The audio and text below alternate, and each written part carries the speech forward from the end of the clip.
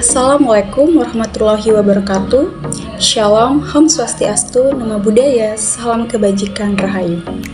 Perkenalkan, nama saya Sofronia Dambonaro, Prodi PPKN Angkatan 2023 dengan NIM 230401404043. Baik, di sini saya akan menjelaskan yaitu tentang makna filsafat Pancasila.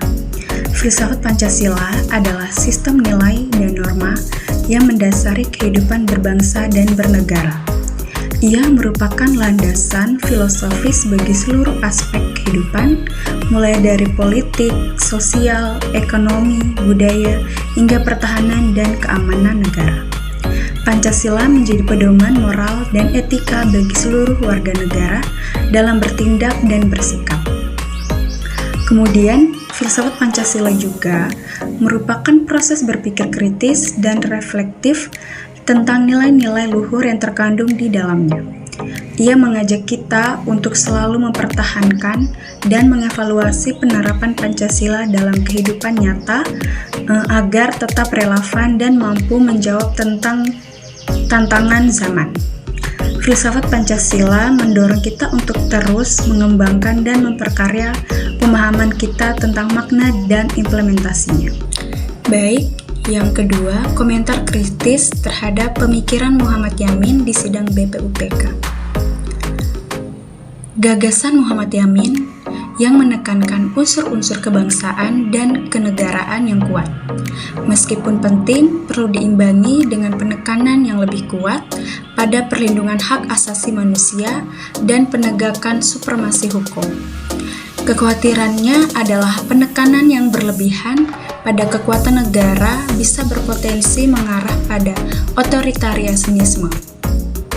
Kemudian, pemikirannya yang lain, meskipun Muhammad Yamin menyajikan rumusan yang sistematis, perlu dikaji lebih lanjut sejauh mana rumusan tersebut benar-benar mencerminkan aspirasi seluruh rakyat Indonesia pada saat itu.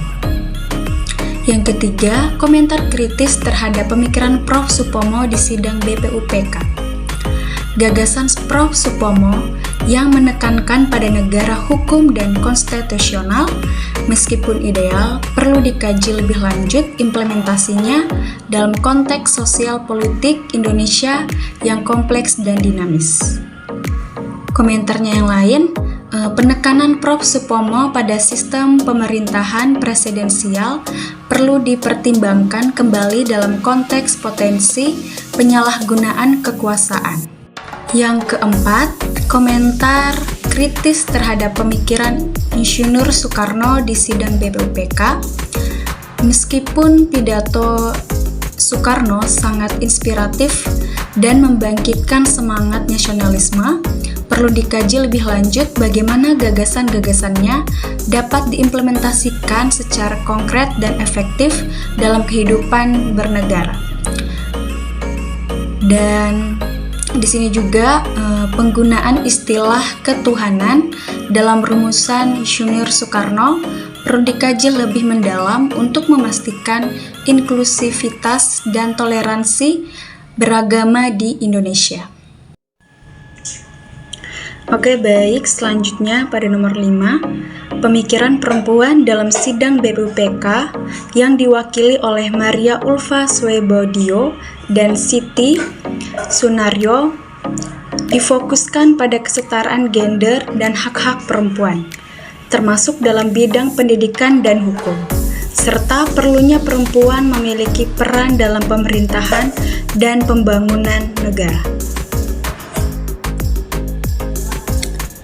Dalam sidang BPUPKI, dua perempuan anggota, Maria Ulfa Santoso dan Siti Sukaptina Sunaryo Mangunpuspito, memberikan kontribusi signifikan dalam merumuskan dasar negara, terutama dalam hak kesetaraan, hak antara laki-laki dan perempuan. Mereka memperjuangkan hak-hak perempuan dan kesetaraan gender sebagai bagian dari pembahasan mengenai dasar negara. Beberapa poin penting mengenai kontribusi mereka, Maria Ulfa sebagai anggota BPPKI, Maria Ulfa menekankan pentingnya kesetaraan hukum bagi seluruh masyarakat, termasuk perempuan. Dalam pasal 27 Undang-Undang tahun 1945, ia juga dikenal sebagai seorang pejuang kesetaraan gender yang pemikirannya tercermin dalam berbagai forum perjuangan perempuan. Siti Sunaryo, selain sebagai anggota BPUPKI, Siti juga merupakan kepala bagian perempuan. Di kantor pusat Jawa Hokokai, ia aktif memperjuangkan hak-hak perempuan dan kesetaraan gender sejak tahun 1920-an bersama dengan Maria Ulfa.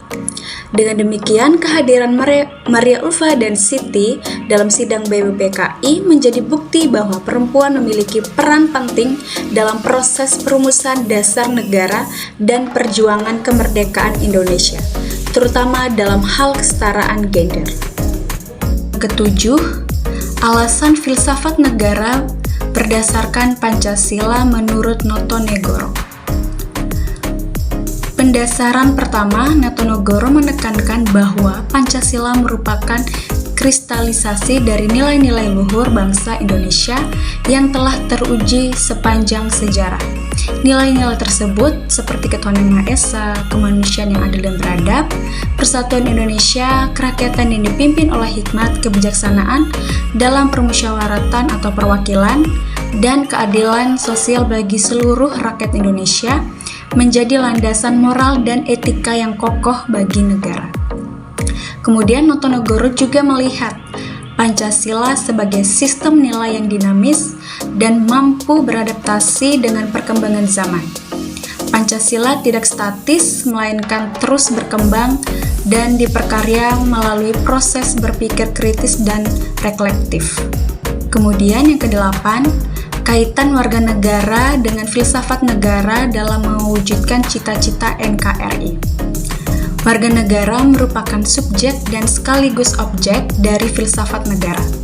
Mereka memiliki hak dan kewajiban untuk ikut serta dalam mewujudkan cita-cita NKRI sebagaimana tertuang dalam pembukaan Undang-Undang pada tahun 45. Filsafat negara memberikan kerangka berpikir dan pedoman moral bagi warga negara dalam menjalankan hak dan kewajibannya.